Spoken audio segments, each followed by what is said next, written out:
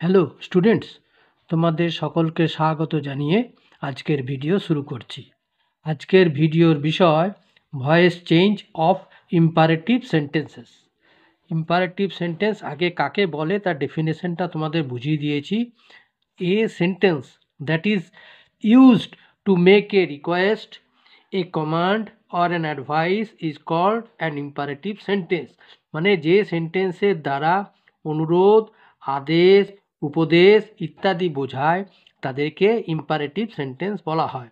তাহলে imperative সেন্টেন্সটিতে object থাকলে এবং অ্যাফার্মেটিভ সেন্টেন্স বোঝালে বাক্যের শুরুতে লেট বসে, আর যদি নেগেটিভ বোঝায় তাহলে শুরুতে লেট নট বসে। স্ট্রাকচারটা করে দিয়েছি, দেখো স্ট্রাকচারটা বলা হয়েছে অ্যাফার্মেটিভের স্ট্রাকচারটা। অ্যাক্টিভ ভয়েস হবে V1, মানে ভার্বের মূল রূপ প্রেজেন্ট ফর্ম রূপ প্লাস অবজেক্ট প্লাস কমপ্লিমেন্ট। প্যাসিভে এটা হয়ে যাবে let plus object plus be plus ভার্বের থার্ড রূপ past participle form of the main verb plus complement. Example দিয়েছি দেখো, অ্যাক্টিভে ডু ইট এগেইন। প্যাসিভে হলো কি, ওই যে লেট বসলো প্রথমে, এটা অ্যাফার্মেটিভ আছে হ্যাঁ বোধক বাক্য, যে লেট তারপরে অবজেক্ট ইট তারপরে বি, ডু এর থার্ড রূপ ডান আর কমপ্লিমেন্ট এগেইন, তাহলে let it be done again. পরেরটা অ্যাক্টিভে শাট দ্য উইন্ডো, এখানে লেট বসলো আর এইখানে উইন্ডোটা অবজেক্ট, তাহলে লেটের পরে দ্য উইন্ডো হলো, তারপরে বিভাগ, তারপরে শার্টে থার্ড রূপ শার্টই হবে, ঠিক আছে।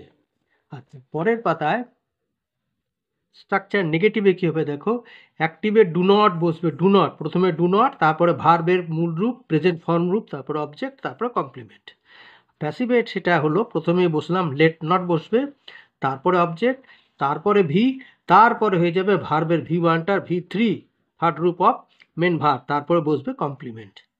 আচ্ছা, এক্সাম্পল কতগুলো দিয়েছি দেখো। এক্সাম্পল অ্যাক্টিভে দিচ্ছি do not close the door, প্যাসিভে হয়ে গেল লেট নট, দ্য ডোর অবজেক্টটা বসলো, তারপরে বি, তারপরে ক্লোজের থার্ড ফর্ম ক্লোজড। আচ্ছা, ইম্পারেটিভ সেন্টেন্সে এটা সব থেকে মূল বিষয়টা দেখে নাও, এটা বর্ণনা করে আমি বুঝিয়েছি যে ইম্পারেটিভ সেন্টেন্সে আদেশ, অনুরোধ, নির্দেশ, উপদেশ ইত্যাদি সবসময় সেকেন্ড পারসন অর্থাৎ ইউকে উদ্দেশ্য করে বলা হয়। তাই বাক্যের অর্থ বুঝে নিচের সেন্টেন্সগুলিও ব্যবহার করতে হয় আর কি। যেমন অনুরোধ বোঝালে অর্থাৎ প্লিজ কথাটি যদি ব্যবহার হয় তাহলে হবে কি, you are requested to dot dot মানে তারপরে বাকি বাক্যের অংশটি। আদেশ বোঝালে হবে you are ordered or commanded to দিয়ে ভার্বের অংশটুকু সমেত বাকি অংশ, ঠিক আছে, ভার্ব সমেত বাকি অংশ। উপদেশ বোঝালে হবে ইউ আর অ্যাডভাইস টু, ওই রকম ভার্ব সমেত বাকি অংশ। আর নির্দেশ বোঝালে হবে ইউ আর ইনস্ট্রাক্টেড টু, হ্যাঁ ওই রকম একই। আচ্ছা, এখানে বিশেষ করে দেখো উপদেশ বোঝানোর সময় একবার বলেছি আমি যে ইউ আর অ্যাডভাইস টু হবে, কিন্তু কয়েক ক্ষেত্রে উপদেশ বোঝালে শুড বসিয়েও ভয়েস চেঞ্জ করা হয়, ঠিক আছে। তাহলে হয় you are advise to they dot dot dot verb সমেত বাকি, অথবা শুড বসিয়েও ভয়েস চেঞ্জ করা হয়। Change the following voices. Number 1, switch off the light. কী করা হলো, মানে আলো নেভাও, হ্যাঁ এখানে নির্দেশ দেওয়া হলো।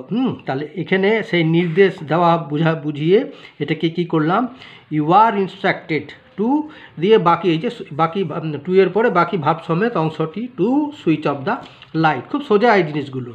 আচ্ছা, ইনফর্ম দ্য পুলিশ, পুলিশকে খবর দাও। তাহলে এইখানে এটা বলা হলো যে তোমাকে বলা হলো you are asked to inform the police.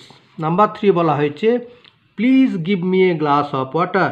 এখানে অনুরোধ বোঝাচ্ছে এবং প্লিজ বোঝানো হয়েছে বলে অনুরোধ বোঝাচ্ছে। প্লিজ কথাটি ব্যবহার হলেই বুঝবে যেটা অনুরোধ বোঝাচ্ছে। তাহলে এখানে you are requested to give me a glass of water.